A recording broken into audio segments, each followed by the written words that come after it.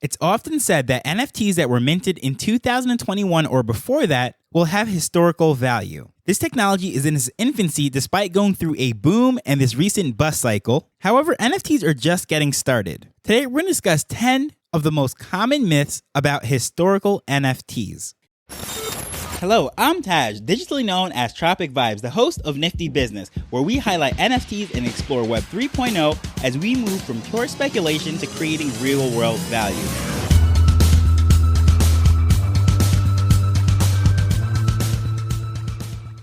So in this quest for the holy grail of historical NFTs, it is often said that CryptoPunks have such high value because they were the first NFT, and that is entirely wrong. CryptoPunks were not the first NFT. They were not even the first NFT on Ethereum. They were not the first PFP project, not even the 10K projects. However, if you really do the research and track down these CryptoPunks and see why they got so valuable, it's because people with a lot of money saw the value in them, bought a whole bunch of them, and essentially gave them its value. So yes, 2017 seems like an ancient project. However, there were many before it. Which brings us to number 2. Did you know that there are 2 versions of the CryptoPunks? The CryptoPunks that we currently see today, the ones that are selling for record prices, the one that everyone was comparing with the Basie collection, that is actually version 2. The version 1 punks were also 10,000. However, within the contract, there was an error. And without going into all the technical details,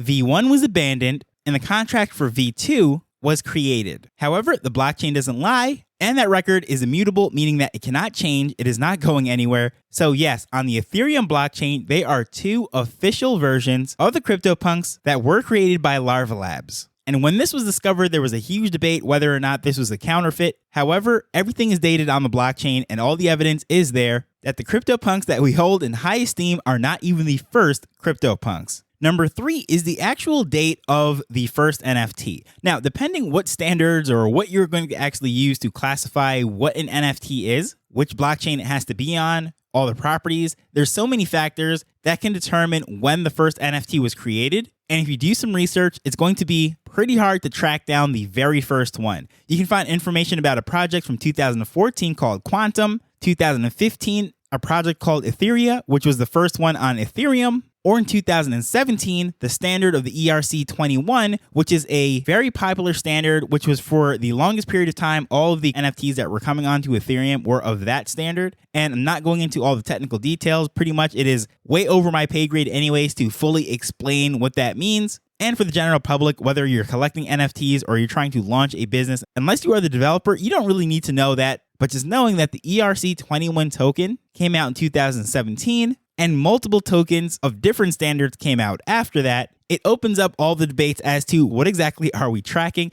And I like to think of that quote from Talladega Nights when Ricky Bobby's dad says, well, if you're not first, you're last. And well, first in what category? So that is a debate in itself. But a lot of people try to skirt around that, or depending what their favorite blockchain or standard is, they might come up with different answers. But just know that when you're tracking down the history of NFTs and all these different standards and everything, it is very hard to draw a line.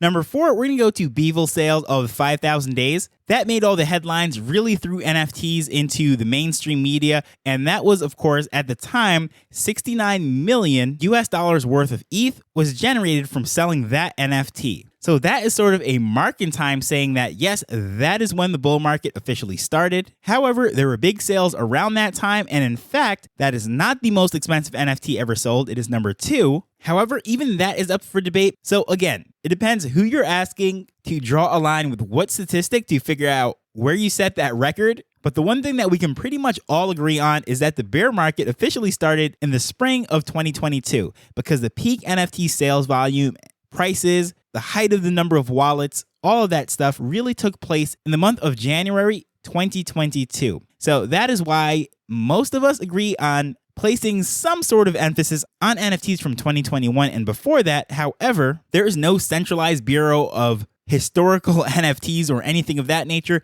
This is really up in the air and is up to the communities and the collectors. And if you talk to 10 different people that are in this space, especially content creators, you're probably going to get 10 different answers as to where we're going to draw the line for this stuff. VHSs predate DVDs, and DVDs predate Blu-ray discs. And nowadays, most people are streaming their movies anyway, But would you say that the value of your favorite movie on VHS is more valuable than the one on DVD or Blu-ray? Most people would say it doesn't matter if it's not streaming. Their devices don't even have a way to put in a tape or a disc. Therefore, they're not valuable to them at all. So just because something is older does not necessarily mean it has more value. The same thing applies pretty much for everything. Cars, houses, sneakers, books, really anything that people even collect. Age alone is not value. Number 6, creators and sellers are creating demand with whatever story they're telling. However, buyers are the ones that really determine the value. A lot of people are leaving that out. So all those things that I've covered to this point, most times I get to the point of saying that, well, it all depends on the person, however they're valuing this and so forth. That is because something is only worth as much as someone is willing to pay for it. And using a common illustration, let's say a house, which is technically a non-fungible token. It is not on the blockchain, but it is something that is unique, cannot be copied, duplicated, because once someone has a specific house in a specific location, well, that is the only one that is on the planet or in existence. So that house is only worth what someone is willing to pay for it. And let's just say the realtor, all the comps, says that house is worth $250,000. However, there is someone who is a mega billionaire but grew up in that house. They're willing to pay 10x whatever market value it is just for the memories, the nostalgia, whatever it might be. Guess what? That is what that house is worth. So being able to say these things are valuable because they're old, or they're valuable because these creators or these marketers are telling a great story might not necessarily be true if there's no one willing to pay X dollars for it. So keep that in mind. Number 7, I'm going to say BAYC is an anomaly. And when I say it is an anomaly, because we are often speaking and discussing, well, what's going to be the next BAYC? What's going to be as popular as anything that Yuga Labs has created and so forth? But BAYC launched in a perfect storm and everything came together that was literally like catching lightning in a bottle or picking up the right grain of sand out of all the sand that is on the planet. And I know that might sound pessimistic saying that there's not going to be another BAYC. However, taking this whole NFT space out of the picture and discussions, let's just look at the value of brands. They created a multi-billion-dollar brand within a year. That is pretty much unheard of. If you look at every other brand around the world that's worth multiples of millions, not even billions, those brands took decades in most cases to develop. So anyone looking at it and saying, well, anything that was before BAYC or around the time of BAYC is going to hold that same value historically. Right now, BAYC is doing all the development, but in the future, we're going to look back on that era and say, you know what, that was the BAYC era, therefore it will have value. That is definitely not the case because, as I said, BAYC is such a unique situation that I wouldn't honestly compare anything to it, try to replicate it, try to position anything against it, saying that is how something else is going to be valued, because there's just so many factors. There is just no value whatsoever in trying to say something is going to be valued based on its position, similarities, or likeness to BAYC, and that is going to carry forward in the future. I often hear that, but it's completely reckless in my opinion. Just because I live on the island where Usain Bolt came from does not mean I'm going to be racking up gold medals at the Olympics anytime soon. Proximity to greatness does not necessarily make you great. I like to think that you are the average of the people that you spend the most time with, but when it comes to running 9-second 100-meter dashes, well, I can spend all my living time with Usain Bolt. I don't think I'll be that much closer to breaking his record. And I know that analogy might seem kind of crazy. However, that is basically what people are saying about BAYC and the proximity to it when it is launched and all that different stuff. So like, to me, that's basically how that analogy sounds. Like when someone is saying that this is going to have value in the future because it was launched the same week as BAYC, I'm like, okay, well, a lot of projects were launched that week. So what does that exactly mean? That is a terrible argument in my opinion. And I don't think it is one that should be used to explain why something is going to have historical value or not.